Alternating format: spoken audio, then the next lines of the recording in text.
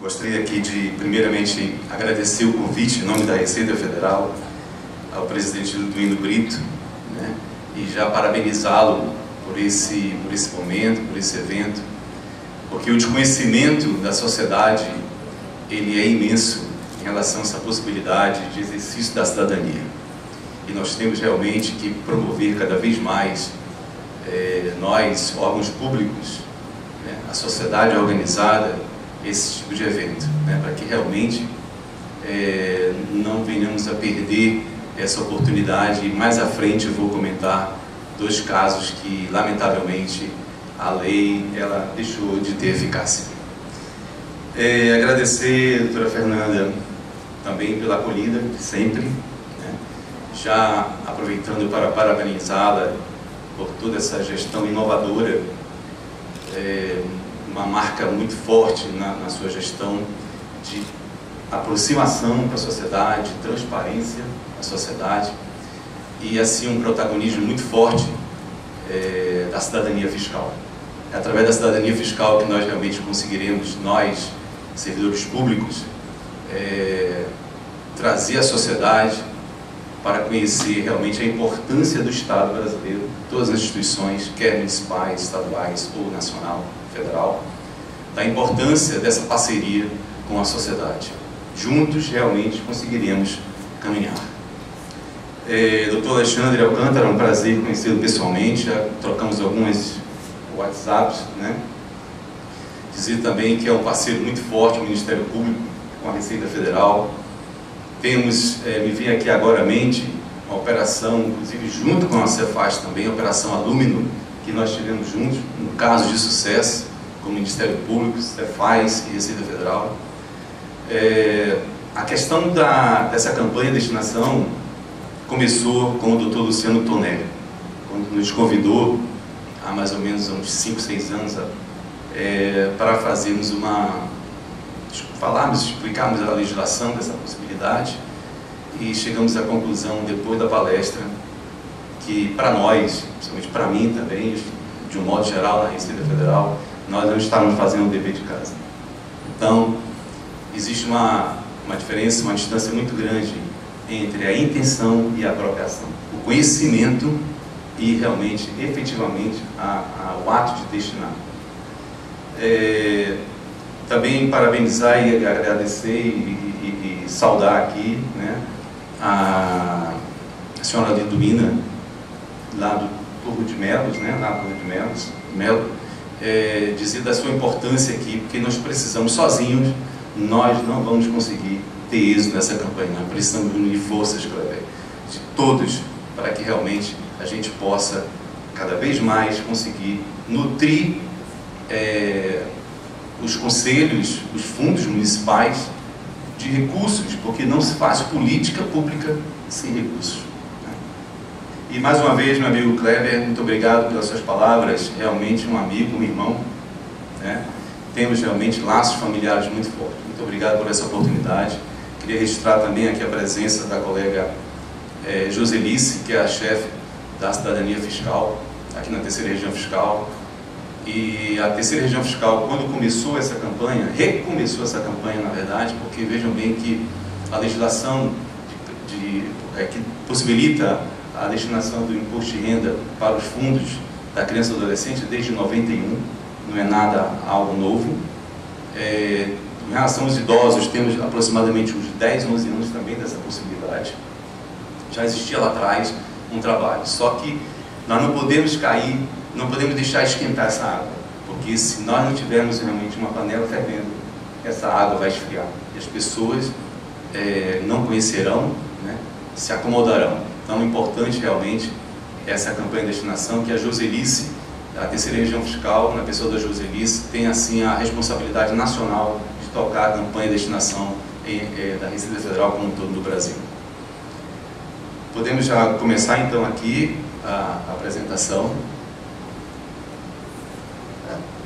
Eu posso ir passando por aqui, passador?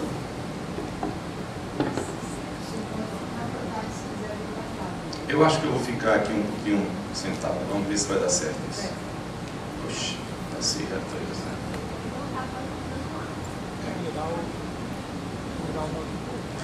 Bem, o nosso desafio aqui é... Ele passa lá. Ah, ele passa lá? Ah, então tudo bem. Eu vou... Posso passar aqui, ele passa lá. Pronto, aqui. Ah, quando eu passar aqui, você passa lá, é isso? É. Tá bom, então. Combinado. O nosso desafio aqui, nesse tempo que foi me dado, vou tentar cumpri-lo, responder essas perguntas, né? O que é realmente destinação de imposto de renda? Existe uma diferença que nós precisamos ter em mente, fundamental, entre destinação e doação.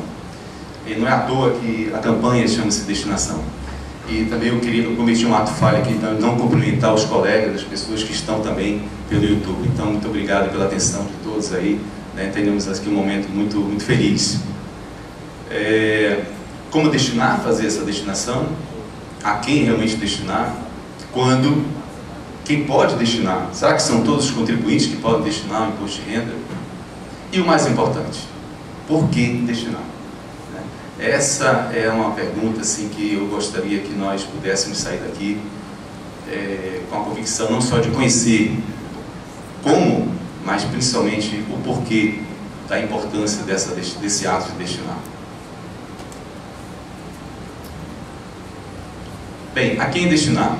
Nós tínhamos 7 possibilidades. Cada um com as suas leis próprias, né, com as suas peculiaridades, seu modo específico também de destinar. O que muito se assemelha é a destinação ao fundo do idoso e ao fundo da criança e adolescente. Mas nós temos ali a possibilidade de destinar parte do nosso imposto de renda devido às atividades audiovisual, ao fundo da criança e adolescente, do idoso, o incentivo à cultura, o incentivo ao desporto e paradesporto. Temos também ali o PRONAS. Tínhamos o PRONAS e o PRONON. O PRONAS como um programa de apoio às pessoas com deficiência física. E o PRONON a programas, projetos voltados para pessoas com problemas oncológicos. Mas de quem mesmo nós estamos falando aqui? Essas carinhas que nós estamos vendo aí, das crianças, quem são? Quem é esse público, né, que realmente é beneficiado com esses recursos? Nós temos, doutor Alexandre, em torno de 4,4 milhões de pessoas, de crianças em extrema pobreza nesse país. De 0 a 13 anos, em torno de 11,75%, segundo a Fundação Getúlio Vargas, levantada em 2019, isso representa em torno de 11,75% no Brasil. No Nordeste, esse percentual pula para quase 22%. São dessas crianças que nós estamos falando, né? Crianças que, nessa extrema pobreza, têm uma renda per capita mensal na família de R$ 150 por mês.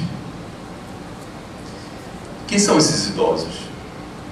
A senhora Liduína, a senhora sabe muito mais do que eu essa estatística, mas nós temos em torno de quase 33 milhões, segundo o IBGE, de pessoas idosas com mais de 60 anos.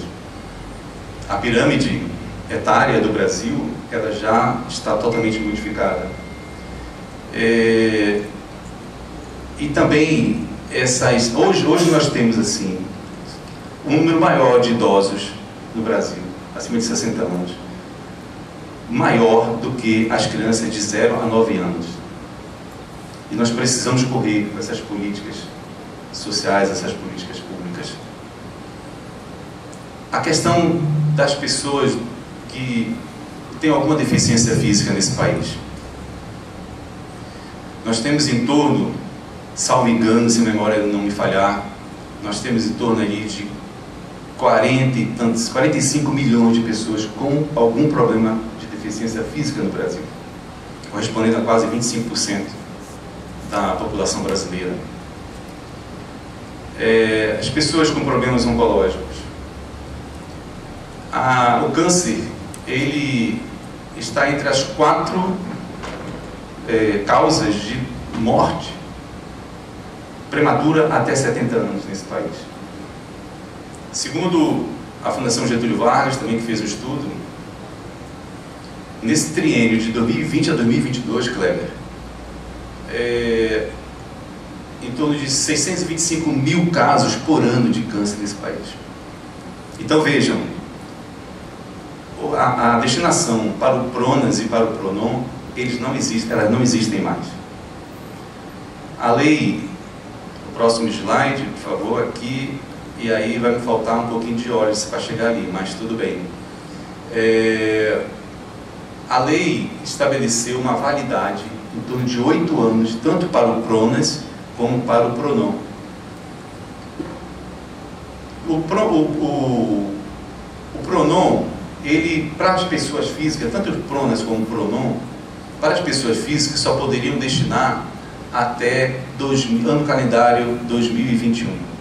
A pessoa jurídica também poderia fazer essa destinação para esses programas, para esses projetos, para esse acolhimento, também ano calendário 2021. Existe ali um erro de digitação na pessoa jurídica, aqui, que fala em ano calendário. Na verdade, depois a gente vai ter que corrigir, Kleber. Na pessoa jurídica ali é ano calendário 2021, certo? Então, o que é fato é que não existe mais. Então, vejam, essa validade desses incentivos fiscais, essa lei não, como eu costumo dizer, o senhor sabe melhor do que nós que trabalham com direito, essa lei não pegou. Né? Não pegou por quê? Esse é um questionamento que nós temos que fazer para todos nós, né? A sociedade. Afinal de contas, certamente isso aí foi uma luta política muito grande para chegar até ao nosso Congresso, até a publicação de uma lei dessa. E essas pessoas não terão realmente mais essa possibilidade de recurso. Ainda dá realmente para fazermos ali uma campanha para revitalizar a eficácia dessas leis. Então isso é uma chamada que a gente faz para que a gente não tenha nenhum problema ali com o esporte, os programas, os projetos também desportivos, né? Os únicos fundos que não têm validade, nós temos ali a criança, o adolescente, o idoso e da cultura. Os demais estão aí sob esse risco de realmente não terem mais recursos. Aqui existe uma diferença muito grande entre doação e destinação. Em que pese toda a legislação, trazendo ali, até o meu programa do Imposto de Renda, ele trata ali o termo como doação. E segundo o Código Civil, ali no artigo 538, considera-se doação o contrato em que uma pessoa, por liberalidade, transfere do seu patrimônio bens ou vantagens para de outra. Então percebam que, e aí eu estou dentro de uma casa que conhece bastante isso, com a ocorrência do fato gerador, surge a obrigação tributária. Surgindo a obrigação tributária, essa obrigação tributária mais à frente vai ser constituída em crédito, ou seja, com a ocorrência do fato gerador do imposto de renda que nós estamos tratando aqui, que é a disponibilidade econômica ou jurídica, imediatamente, com aquele fato gerador, aquela aquisição de riqueza, o imposto correspondente àquela aquisição de riqueza não pertence mais ao cidadão. Não pertence a mim, não pertence ao Kleber, ao Fernando. Então, não é mais do meu patrimônio. Então, esse termo, há uma tecnia em utilização desse termo, e levando induzindo de que as pessoas retiram algo do bolso para fazer a destinação. Não, é apenas uma destinação.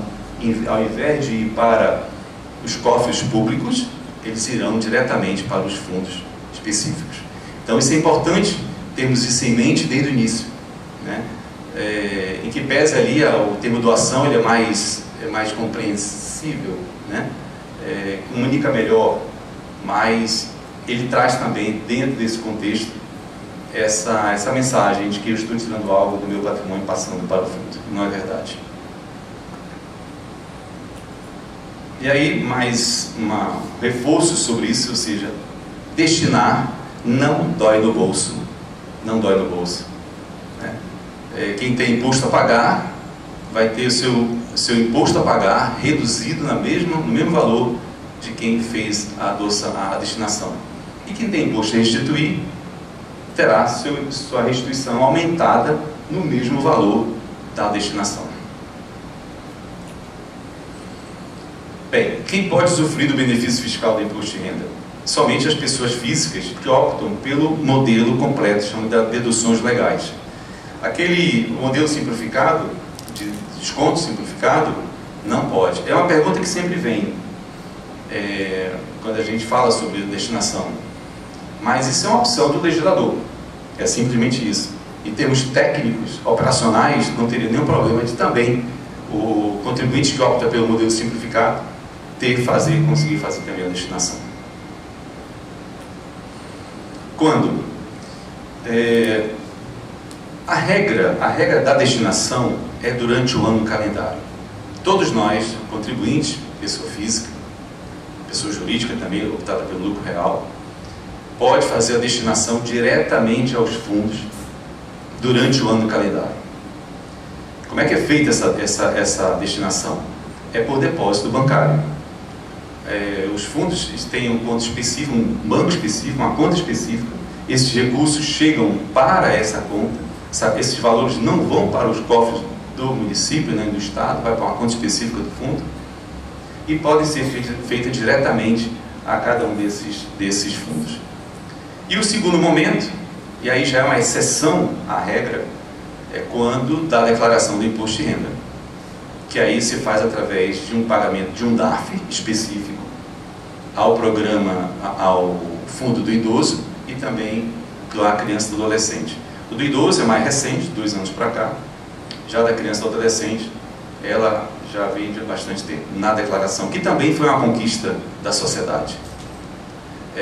Essa destinação ela ocorreu primeiro durante o ano calendário, depois que ela se estendeu para a declaração para um segundo momento.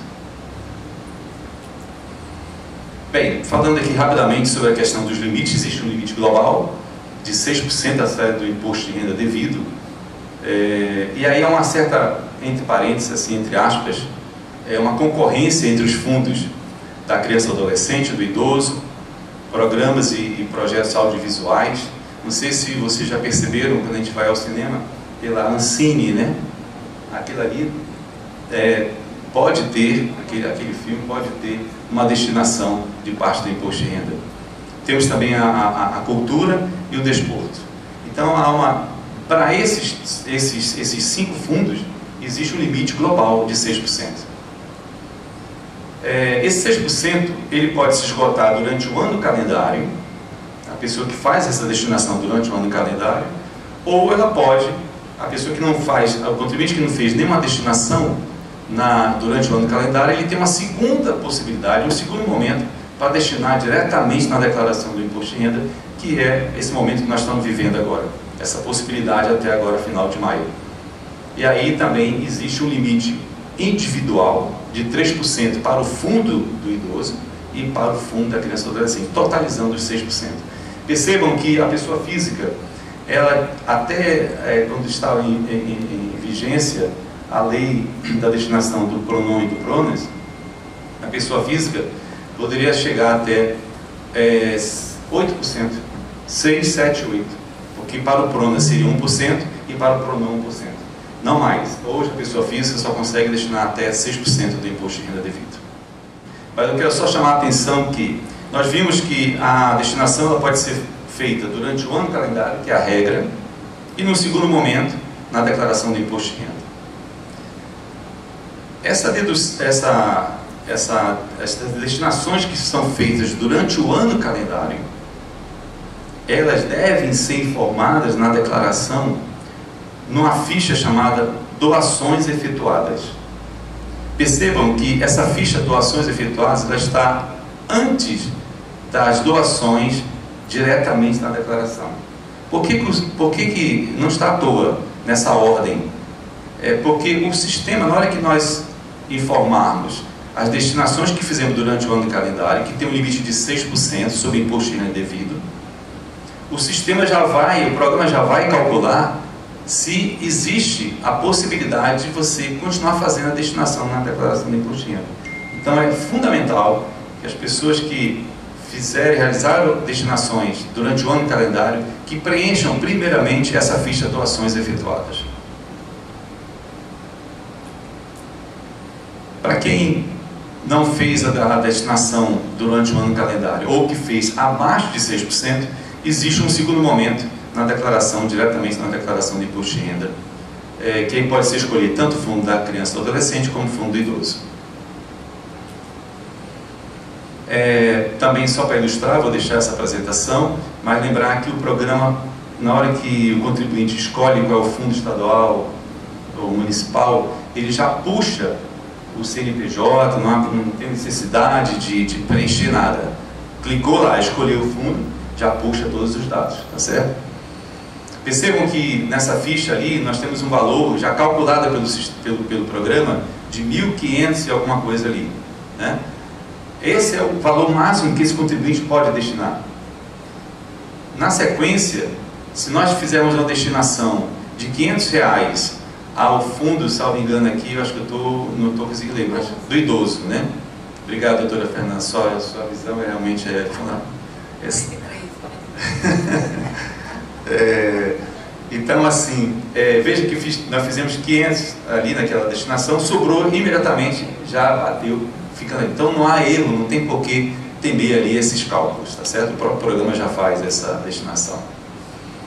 Bem, aí o resultado apurado na declaração. Para quem tem imposto a pagar, o programa vai fazer, claro, vai fornecer um DARF no código 0211, que é o DARF de cotas, que todos nós conhecemos, né?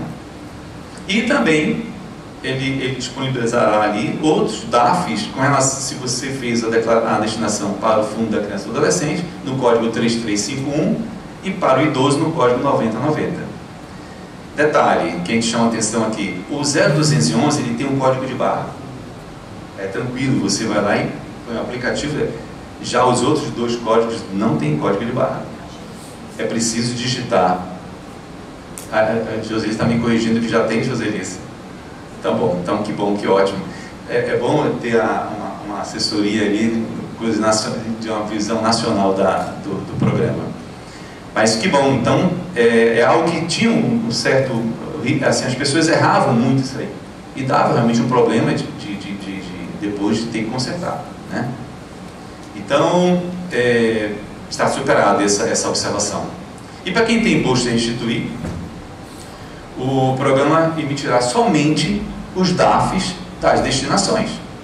Quantas couberem naquele valor e quantos municípios, estados, ou até o Fundo Nacional também, que podem receber essas destinações. Como é que a Receita Federal controla a destinação do imposto de renda? Isso é bem uma preocupação muito grande do público, Kleber, com relação à malha, né? Será que vou cair em malha se eu fizer a destinação? E tem sempre esse risco. Percebam que nós vimos que tem uma destinação durante o ano no calendário. Essa destinação é feita diretamente na conta bancária do fundo específico. Nesse momento, o contribuinte deve receber dos conselhos um recibo dessa destinação durante o ano no calendário. Vai informar o contribuinte lá naquele campo de doações efetuadas durante o ano no calendário. E os fundos entregarão à Receita Federal uma declaração chamada Declaração de Benefícios Fiscais. Como é que a Receita trabalha, controla essas destinações durante o ano no calendário? Ela vai cruzar a informação que foi informada pelo contribuinte na declaração daquelas destinações durante o ano calendário com a DBF, com declaração de benefícios fiscais que é entregue para cada representante desses fundos. E daí a importância, né? E a gente chama sempre a atenção também dos fundos municipais, estaduais, que não deixem de entregar a DBF, porque isso pode gerar, sim, um problema ao contribuinte. A segunda destinação, diretamente na declaração de imposto de renda, o batimento é feito somente com o DARF. Então, o contribuinte só vai cair em malha se ele não pagar até o último dia possível da entrega da declaração, respeitado o horário bancário, né? Temos que ficar atento a isso, e de uma vez só, não pode parcelar, é feito esse batimento. Então, também não tem por que cair em malha, né, se o contribuinte pagou a destinação que é feita diretamente na declaração. Aqui vou passar, mais ou menos essas observações que eu já fiz. Existe uma destinação constitucional lá no artigo 159 da Constituição Federal, que acabou de ser modificado, já com vigência a partir de 2022, aumentando aquele percentual que é dado uma parcela, era em julho e dezembro, agora também em setembro vai ter mais 1%. A União, que tinha 51%, passa a ter 50% agora. Mas percebam que a Constituição já diz, já determina, já prescreve qual é o percentual de cada um da parcela do que é pago do imposto de renda, de um modo geral, para o Fundo de Participação do município e do Estado e o que fica para a União. E alguns também recursos que vão ali para aquela área de antiga Sudene, antiga Sudã, de incentivos fiscais. Percebam que a definição de imposto pelo Código Tributário Nacional, ele não tem uma vinculação direta com qualquer despesa. Isso é uma definição do Código Tributário, qualquer imposto, né? O imposto de renda não seria diferente. Ou seja, é o que a doutrina chama de tributo não contraprestacional. Ou seja, não há uma relação direta. Então, percebam que quando os municípios recebem os valores do imposto de renda pela destinação constitucional, eles caem numa conta, né, de cada um ente público, e é claro, vai ser ali, dependendo da lei orçamentária, aonde vai ser alocado esses recursos. Nós sabemos disso. E tem todo um trâmite. Qual é a diferença entre a destinação diretamente pelo imposto de renda? Ela já cai diretamente na conta bancária durante o ano calendário. Olha a rapidez com que esse recurso, Kleber, chega nos cofres, né, nos fundos, diretamente. E, pela declaração, dentro do próprio exercício, também é repassado esses valores, claro, com todo um controle que é feito pela Receita Federal. E aí nós já chamamos a atenção aqui com relação a alguns dados cadastrais inconsistentes. É criado o fundo, e essa conta tem alguma inconsistência, a Receita Federal faz esse batimento e só libera quando está totalmente regularizado. Então percebam a diferença entre uma destinação constitucional e a destinação feita diretamente pelo contribuinte. E com a vantagem, você sabe para onde vai. Né? Se nós fizermos aqui uma enquete, rapidamente, quem é que está satisfeito com a aplicação dos gastos públicos, doutora Fernanda? Eu arriscaria dizer que mais de 90% das pessoas têm algum questionamento. A questão da transparência, a questão do imposto onde chega, né? Aqui não, aqui o contribuinte tem um exercício pleno da soberania, doutor Alexandre. Soberania popular. Vai dizer onde parte do meu imposto eu quero que seja aplicado e fiscalizado. Ainda pode, inclusive, fiscalizar junto aos conselhos. Nós temos aqui no Brasil 5.570 municípios, segundo o IBGE. O imposto, a gente costuma dizer que o imposto de renda é um imposto de competência da União, mas nós não moramos na União.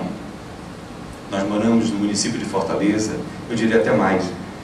Eu não conheço toda a Fortaleza, acho que talvez nenhum de nós ainda conseguiu conhecer toda a Fortaleza, a realidade de Fortaleza, a realidade do estado do Ceará. Mas nós conhecemos sim a realidade por onde nós caminhamos para o trabalho, no nosso dia a dia.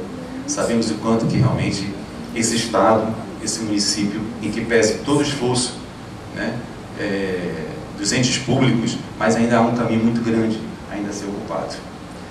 E sabemos dessa realidade. Então, daí a importância de nós realmente podermos ter essa possibilidade e não deixar escapar essa possibilidade de podermos transformar de forma quase que direta essa realidade tão sofrida, principalmente do povo desse Brasil, do Norte e do Nordeste. Potencial de destinação.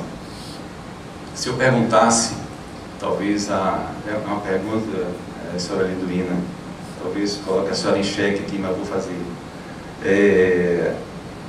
Qual é, assim, o que a senhora imagina dos idosos que nós temos assim no estado do Ceará? Qual seria assim uma fonte de recursos? Os valores de recursos seriam necessários para que a gente pudesse transformar essa realidade. A senhora tem mais ou menos uma ideia? Eu tenho um custo per capita do idoso, né? Um idoso hoje numa instituição de longa permanência, né, que ele reside lá, ele fica lá com alimentação, médica e tudo, gira em torno de R$ 3.500 por idoso mês. Então, se você multiplicar a população idosa carente, eu não tenho esse dado, né, eu só tenho o quantitativo, aí você teria um valor em real do quanto seria necessário, né? Certo. Podemos imaginar assim, talvez uns 15 milhões, 50 milhões, seria muito, do Ceará? 9 milhões de habitantes. É. Eu vou fazer com 1,5 milhão a conta, né? Sim. Então, 1,5 milhão vezes R$ 3.500, mas aí no meu celular, Fernandinha. Aí, cadê os matemáticos aí?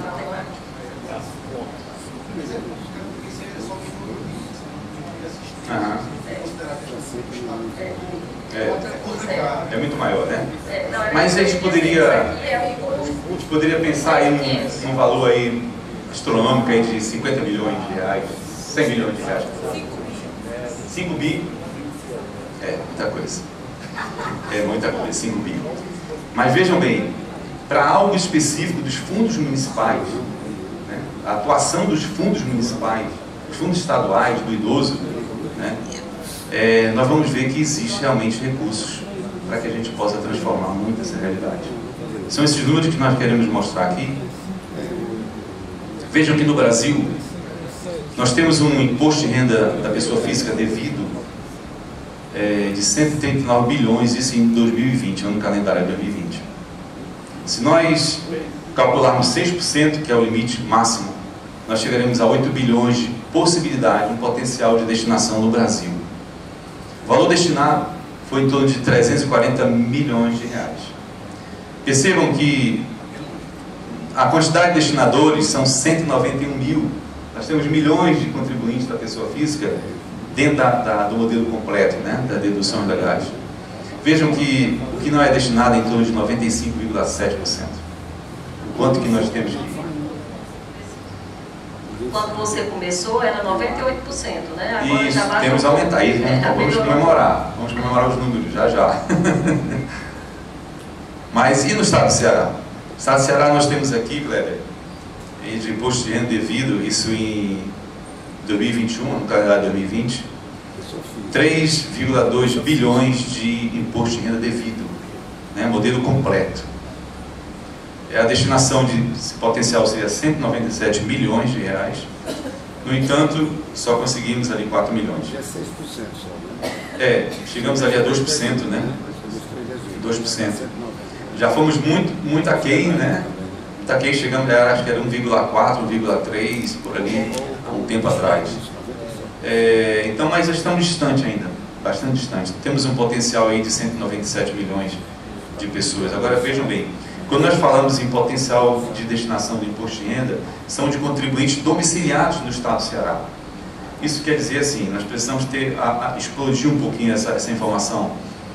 Porque um contribuinte domiciliado no estado do Ceará ele pode fazer uma destinação para um município, um estado fora do estado do Ceará.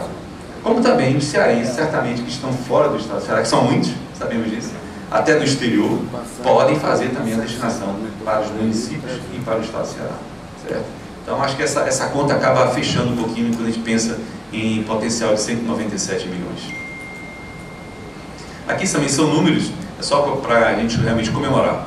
Vejam que para a criança, Fundo da Criança e do Adolescente no estado do Ceará, nós tivemos ali um aumento de quantidade de destinações.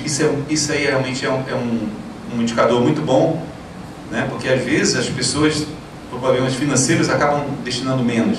Mas na hora que nós aumentamos esse universo de pessoas que se sensibilizam, acreditam, né, nós tivemos um aumento de um ano para o outro de 41%. Isso é algo a ser comemorado. E de valores são 46%. A quantidade durante o ano calendário caiu um pouquinho, quase se manteve, mas tivemos um valor também, durante o ano calendário, um crescimento muito bom de 31%. Com relação ao fundo dos idosos, do idoso, e aí, na declaração do imposto de renda, nós tivemos realmente um aumento substancial das pessoas que fizeram essa destinação na declaração de 68% e valor destinado de 69%. No entanto, nós tivemos uma queda, né, de quantidade de doações, de destinações feitas durante o ano calendário, tanto em valores como também em quantidade. E aqui, só para ilustrar, a questão da transparência dos valores que são controlados na Receita Federal, da destinação feita diretamente na declaração de imposto de renda. No nosso site pode ser consultado, né, toda essa página em que nós identificamos ali os valores que foram repassados, os valores que não foram repassados e por que não foram repassados.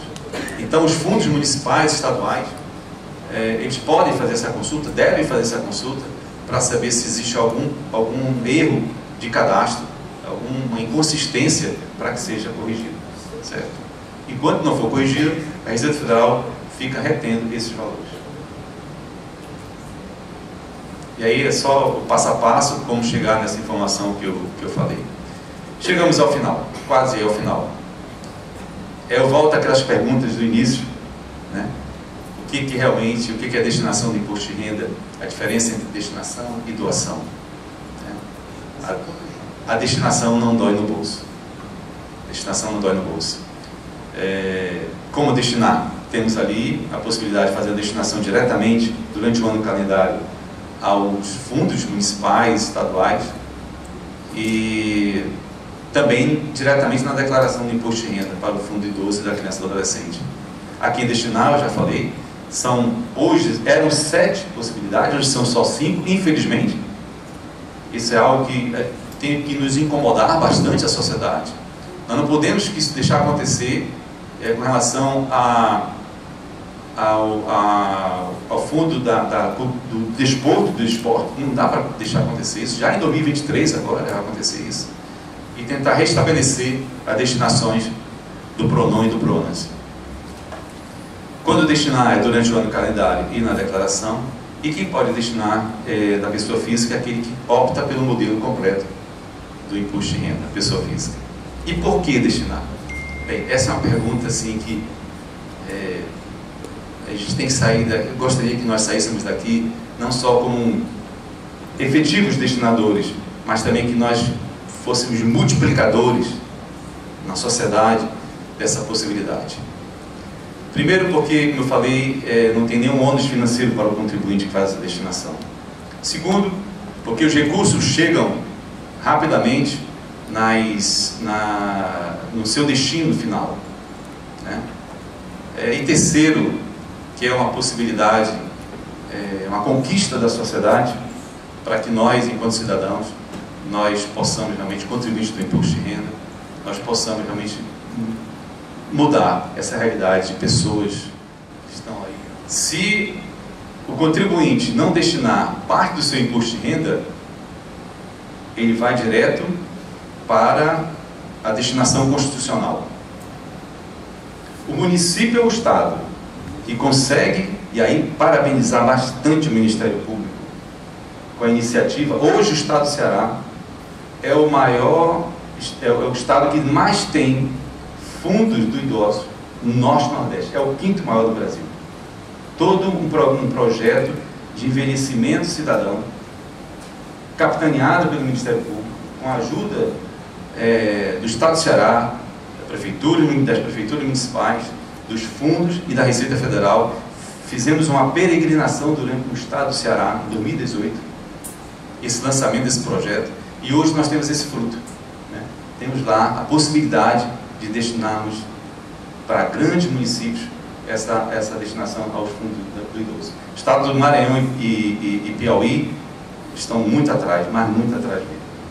Então, assim, dizer dessa questão da renúncia fiscal que eu estava falando, se o contribuinte não destinar, ela vai lá para o orçamento, a destinação constitucional, mas aquele prefeito, aquele governador, né, que cria os fundos municipais ou estaduais, eles conseguem fazer com que aqueles recursos não cheguem àquela destinação de somente receber 21,5% ou 22,5%. Recebe 100%. Né?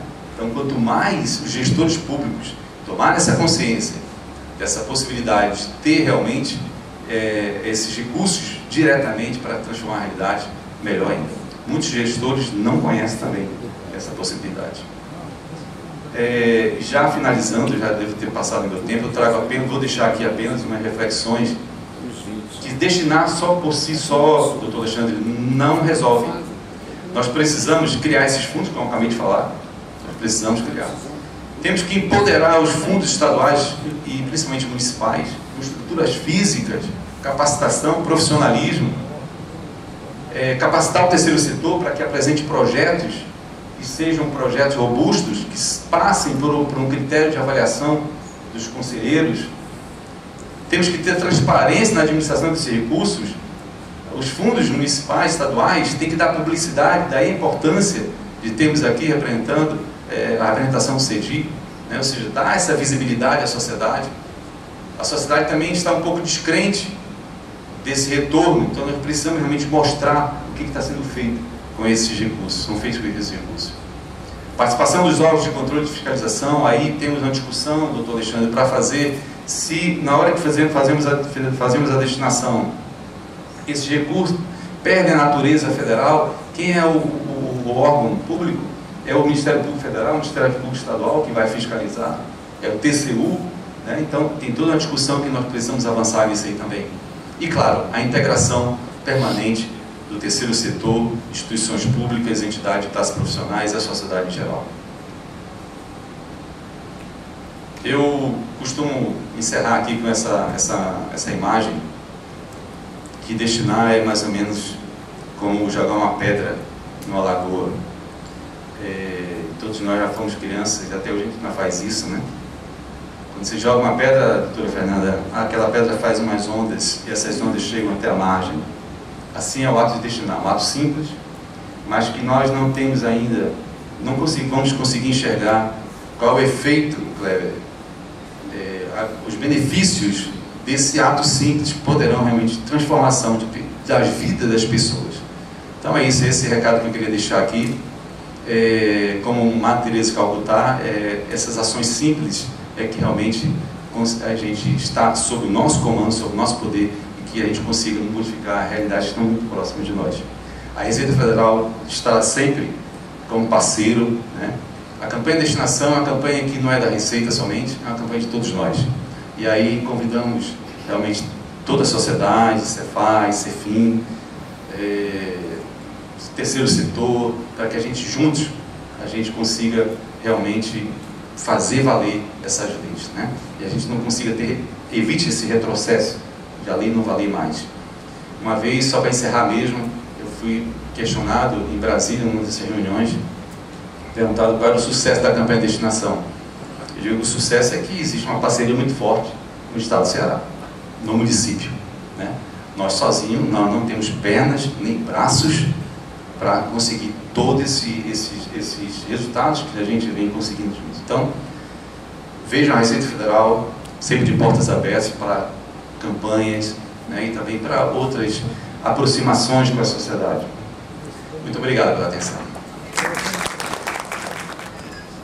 Nós temos um sistema constitucional de construção das políticas públicas que prevê o Estado brasileiro, o Constituinte de 88, ele foi muito feliz quando ele chamou o povo, quando ele chamou as pessoas, a população brasileira para ouvir quais são as demandas da sociedade brasileira, quais são as políticas públicas, doutora Fernanda, que o povo brasileiro precisa, quais são as demandas da infância e da juventude, quais são as demandas do envelhecimento, quais são as demandas da cultura.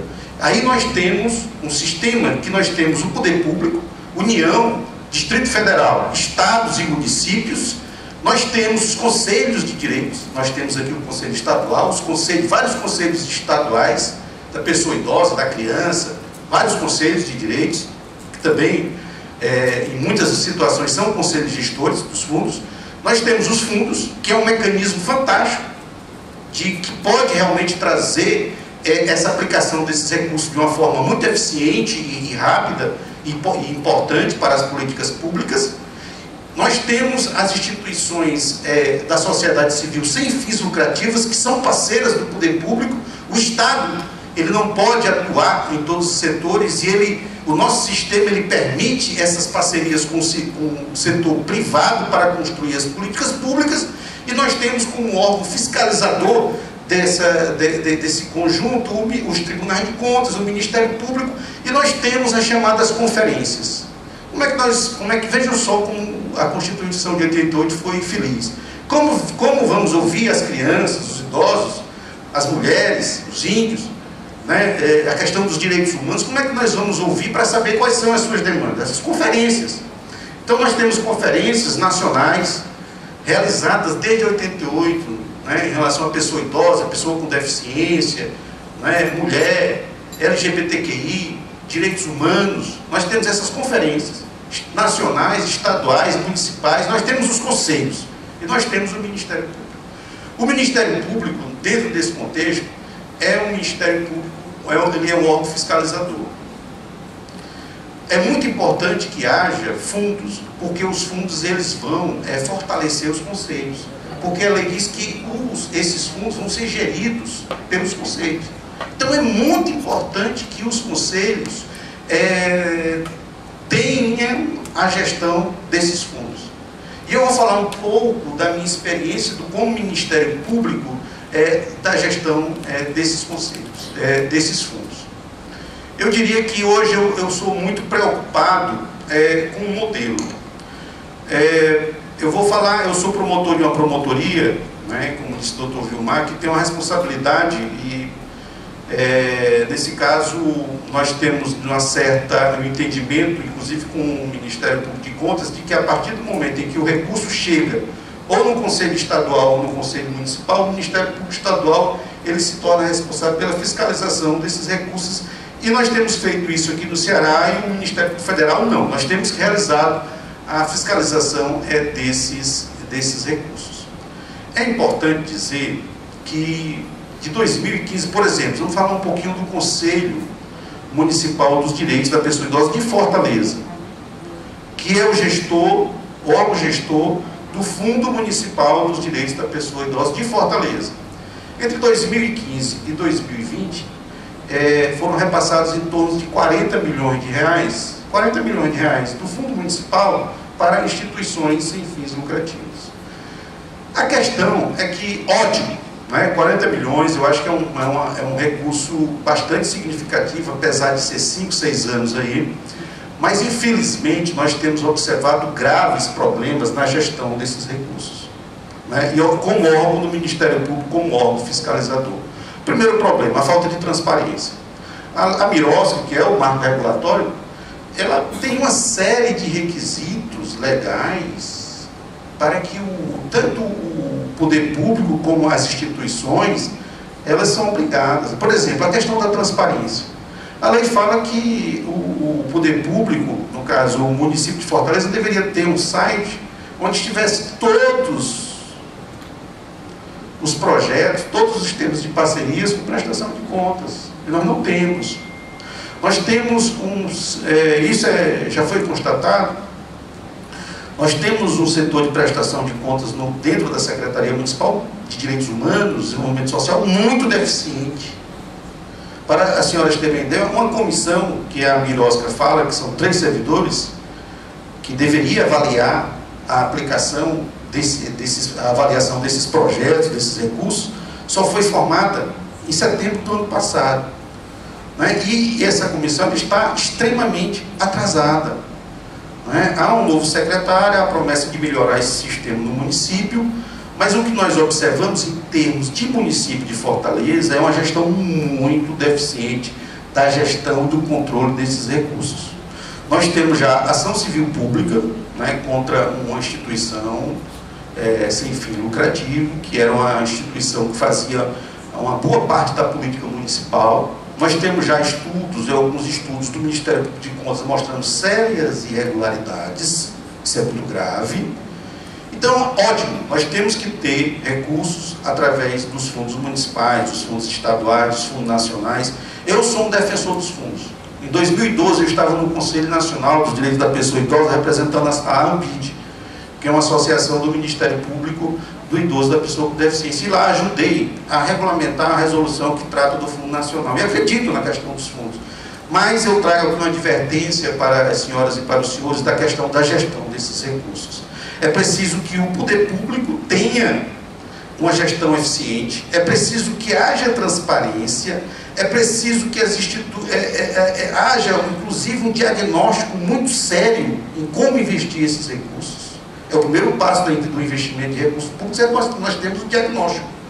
Se perguntou sobre o número de idosos de Fortaleza. Qual é o número de idosos de Fortaleza? Onde é que estão os idosos mais carentes de Fortaleza que precisam dos recursos públicos? Como é cuidar do idoso com Alzheimer na periferia de Fortaleza? Como é que é o sistema de saúde de Fortaleza para atender de forma decente as pessoas idosas que precisam do sistema de saúde? Para as senhoras terem uma ideia, nós temos uma ação civil pública contra o município de Fortaleza de 2011, pedindo a instalação de um abrigo para idosos carentes, em 2011. Em 2017, o município disse que iria instalar 7 desses abrigos, porque a iniciativa privada, o Lar Torres de Melo, não dá conta. A filantropia não dá conta dessa demanda. E a doutora Liduína poderá dizer se eu estou falando em verdade ou não. Em 2017, o secretário da Ação Social disse que o município de Fortaleza iria instalar 7 desses equipamentos em Fortaleza. Ele assinou um termo de ajustamento de conduta e o prefeito da época não assinou esse termo, e a questão está judicializada até hoje. O IPEA, eu inclusive participei de um livro lá com a professora Ana Amélia Camaranda. O IPEA, que é o Instituto de Pesquisa Econômica, vinculado ao Ministério hoje da Economia, ele diz uma questão muito simples. Nós precisamos de abrigos, chamados instituições de longa permanência para idosos. Toda grande capital e toda cidade do Brasil precisa de equipamento hoje por uma questão muito simples. Hoje nós não temos mais aquela família numerosa com muitos filhos. É preciso ter abrigos para receber esses idosos carentes que não têm onde ficar. Nós não temos em Fortaleza nós temos um abrigo público, que é estadual, que recebe somente 70 idosos. E em Fortaleza, uma capital, a quinta capital do país, não temos nenhum abrigo público. Nós não temos chamado centro-dia, que é aquele lugar onde as famílias levariam os seus idosos para passar o dia com assistência médica, com terapia ocupacional, com informação, com alimentação, e ele sairia no final do dia. Centro-dia. O Japão tem mais de 300 mil centro-dia, um país modelo em relação ao envelhecimento. Fortaleza não tem um equipamento desse. Então eu diria que a política pública do município de Fortaleza é trágica em termos para envelhecimento. O fundo estadual do idoso, eu já tenho uma impressão diferente, porque lá nós temos a publicidade, todos os termos de parceria estão publicados, nós temos verificado os processos e há uma formalização e há um cuidado de se demonstrar transparência desses recursos. E até agora nós não encontramos sérias irregularidades em relação ao Fundo Estadual dos Direitos da Pessoa Idosa, que é o Fundo Estadual, que o órgão gestor é o Conselho Estadual. E quando você percebe uma situação dessa em um fundo municipal como o de Fortaleza, imagina, nós conseguimos com esse projeto que o doutor Vilmar falou, os caminhos do envelhecimento digno do Ceará. Nós conseguimos aumentar o número de conselhos no estado do Ceará e o número de fundos. Mas o grande problema, doutor Vilmar, é qualificar esses conselheiros para saber realmente gerir esses recursos. Não adianta a gente transpassar recursos para um conselho, para um fundo municipal de qualquer município do interior, se o conselheiro não estiver qualificado. E outra coisa, o município ele tem a obrigação de dar suporte aos conselhos. E a própria secretaria para mostrar o quê? Que aquelas parcerias que foram firmadas de acordo com a lei, foram projetos que realmente atendem à demanda social, são projetos que vão trazer a mudança, uma qualidade de vida para as pessoas, e nós nunca precisamos tanto de racionalidade do uso dos recursos públicos como agora, em uma situação, depois de uma pandemia que matou mais de 600 mil pessoas, uma situação de estagnação econômica, uma situação em que a nossa moeda evaporou, e nós temos as pessoas passando fome, porque a situação é extremamente grave, E nós nunca precisamos tanto dessa racionalidade na aplicação dos recursos públicos. Então a mensagem do Ministério Público é a seguinte: é importante que nós tenhamos doações, né, destinações, como disse o Dr. Vilmar, para os fundos. Boa tarde a todos que estão aqui, aos que nos ouvem, né, que não estão presentes. Vocês estão vendo que tudo é um processo e um fluxo muito bem definido, né? Tem o sindicato que faz, a Cefaz que faz uma iniciativa dessa, a Receita Federal que faz esta palestra e que explica tão bem por que a gente deve destinar, quanto, por quê. O Ministério Público que expõe a questão da transparência, da governança, e aqui resta muito pouco a dizer. Eu vou falar primeiro como presidente de uma instituição, de uma organização da sociedade civil. Assim, nós estamos fazendo história, nós que estamos aqui, nós que estamos nas organizações. Nós estamos fazendo história porque nós estamos debatendo e transformando informação em conhecimento para que as pessoas façam o bem, para que as pessoas construam um mundo melhor, certo? Então, assim, nós somos parte de um grande processo, assim como outras pessoas anteriores a nós fomos. Quando a Fernanda diz, a gente vive num mundo individualista, vive sim, mas quando há um movimento, como o movimento do programa Sua Nota, né, que começou assim, né, Germana? E que hoje ele é um mundo e que proporcionou diversos benefícios e continua proporcionando, e promoveu a educação fiscal, que hoje as pessoas ficam o tempo todo perguntando nas lojas, quando a gente está, se quer CPF, colocando o CPF, né? Então, assim, é um movimento que na hora que uma pessoa começa, e nós somos os grandes atores neste processo de disseminar este conhecimento. Então, assim, antes do fundo, o fundo, como diz o Alexandre, é fantástico. Para mim, ele é um espetáculo, né? Um espetáculo à parte. Por quê? Antes dos fundos, a gente vivia, as instituições viviam com o pires na mão, pedindo uma doação, não era, doutor Vilmar, pedindo uma doação, dava R$50, R$100, pedia um recibo para bater no imposto de renda. Então, com a questão da criação dos fundos, a situação melhorou. O Lá Torres de Melo, ele modificou a sua performance. Por quê? Porque ele consegue ter um planejamento, mesmo que não seja um planejamento de longo prazo, mas ele consegue prever os recursos, as pessoas que vão aportar aquele recurso, tá certo? E a situação muda porque você consegue ter, vamos dizer assim, uma assistência, promover uma assistência muito mais qualificada, com muito mais qualidade, com profissionais, uma equipe multidisciplinar. Essa questão da assistência social é uma questão muito crítica e que falta muito conhecimento da sociedade. Por quê? Por exemplo, eu não tinha entrado para este mundo até há 5 anos atrás.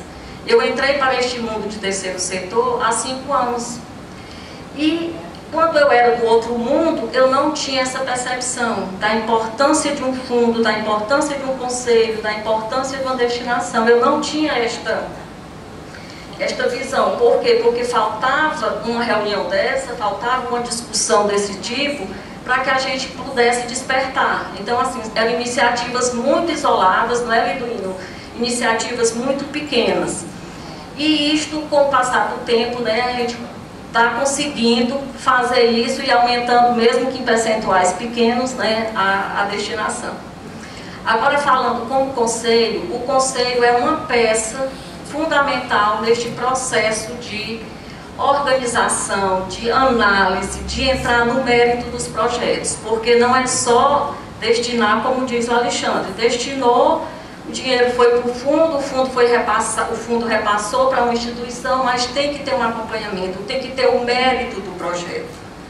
Quando eu digo assim, um ILPI, mas assim, um ILPI porque é um abrigamento, um acolhimento, mas é a política pública, né? Para o idoso, aqui falando do idoso como para os demais segmentos, né? Então precisa que tenha um gerenciamento, um controle. E o CEDI, os Conselhos de Direitos, né, eles fazem este papel. Em falando do CEDI, é um órgão que funciona muito a contento, né, Alexandre? Ele tem repassado, a gente conseguiu repassar, eu sou da comissão de análise do CEDI, a gente conseguiu repassar em 2021 2.200.000, certo? Então, assim, é um processo que chega lá e que a gente precisa ainda avançar muito, porque os projetos ainda vêm assim com algumas deficiências, algumas lacunas de indicador de desempenho, de monitoramento, e a gente tem que entrar no mérito daquele projeto para poder aprovar e emitir um certificado para que aquela instituição possa captar. Então, assim, é muita responsabilidade, porque a gente vai dar um documento para a OSC fazer a captação, e esse dinheiro, que é o nosso dinheiro do contribuinte, ele vai para aquilo. Se não for bem empregado, aí não dá certo. Então o Conselho ele tem feito muito este papel. Claro, tem muitos progressos ainda a serem feitos, né? A questão de fluxo mesmo de processo, de vai e vem, quando vai celebrar o termo, falta documentos, são muitas exigências, é uma coisa que a gente precisa sentar para ver se realmente são necessárias aquelas exigências, porque quando o doutor Vilmar diz, não, é mais rápido, mas ainda tem assim um bypass muito grande, né? Por quê? Porque o fundo, ele não repassa, porque tem toda aquela questão jurídica de conselho aprovar, não sei o que, e não passa a tempo. Mas, enfim, o que eu quero dizer? O ano passado, o CEDI repassou para as instituições 2 milhões, deste valor foi 245 mil para o Lar Torres de Melo. O Lar Torres de Melo tem 200 idosos e ele transporta os idosos, a grande parte deles, todos os dias para exames, consultas, hemodiálise, quimioterapias, radioterapias. E eles eram transportados numa Kombi de 2008. E a Kombi saía assim, né? E a gente fez esse projeto em 2017, né, para comprar este veículo, que é uma van, e a gente conseguiu, as empresas aportaram o recurso, e finalmente no dia 7 de outubro de 2021 a gente recebeu esta van. Então essa van está lá com o nome lá, Torres de Melo, o nome do CEDI, passeando na Fortaleza, e os idosos muito felizes, tá certo? Então, assim, a pergunta que... Eu sei responder todas as perguntas, viu, doutor Vilmar? Mas eu vou responder só a última. Por que a gente deve destinar? Para a gente construir um mundo melhor, certo? Eu sou destinadora desde o dia que começou uma campanha lá na empresa que eu trabalhava, que era o Banco do Nordeste, que tinha a campanha do filho do idoso. E eu sempre destinava, mas eu destinava R$200, R$100, só para eu me ver livre da pessoa que ficava enchendo o meu saco, certo? Não, porque a campanha do filho hoje é o último dia, tu tem que depositar. Aí eu dava R$200, R$300. Quando eu cheguei em 2018, como eu chorei, né? Quando eu entendi como era o processo do fundo, e aí eu me tornei uma quanto mais, e eu estou rouca desse jeito, que ontem à noite eu passei a noite falando sobre isso, pedindo dinheiro. Pedindo dinheiro não, pedindo destinação das pessoas físicas, porque realmente faz a diferença. Eu sou uma prova viva, uma testemunha ocular da diferença que faz. Agora, como diz o doutor Alexandre, a gente precisa sempre inserir novos pontos de controle, nova governança, divulgação, sem prejudicar o processo, porque a fila é grande, viu, pessoal? A fila de carência de crianças, de idosos, são tantas patologias e tanta falta de apoio familiar, que se eu disser que 50% dos meus 200 não tem nenhum contato familiar, totalmente abandonados, aí a gente faz, já na declaração do imposto de renda, falou para o idoso. Ok? Muito obrigada a todos. Olá, para quem não me conhece, eu me chamo FACE, Fundo Estadual do Idoso do Ceará. Nasci com um propósito bem definido: contribuir com entidades que desenvolvem ações e projetos voltados para as pessoas idosas do nosso estado. Sabia disso? Não? Então, presta atenção aqui. Em 2016, recebi diversos recursos de destinadores e parceiros. De 2017 a 2019, os recursos beneficiaram ações voltadas para a arte, cultura, saúde e inclusão social, promovendo autonomia, participação e cidadania às pessoas idosas. E sabe o melhor? Alcancei 23 municípios do Ceará, beneficiei 800 idosos e capacitei 100 gestores e técnicos municipais. Fortaleci vínculos, realizei oficinas de teatro e dança e aumentei o número de pessoas atendidas. Em 2020, em virtude da pandemia, parte dos recursos foi utilizada para a compra de equipamentos de proteção individual para 28 instituições que acolhem mais de 900 pessoas idosas. Também contribuí para projetos que auxiliaram idosos em suas comunidades e residências. Foram mais de 240 pessoas atendidas. E seguimos beneficiando. Em 2021, já temos projetos aprovados nas áreas de qualificação, pesquisa científica, inclusão digital, cultural e muitos outros. Tudo isso esperando para ser realizado junto com você. Essa campanha existe para que você saiba que pode decidir como parte do imposto de renda que você paga deve ser utilizada. Destine parte do seu imposto de renda para as pessoas idosas do nosso Ceará e acompanhe como ela será investida. Esses sorrisos dão uma boa dica de onde os recursos serão aplicados.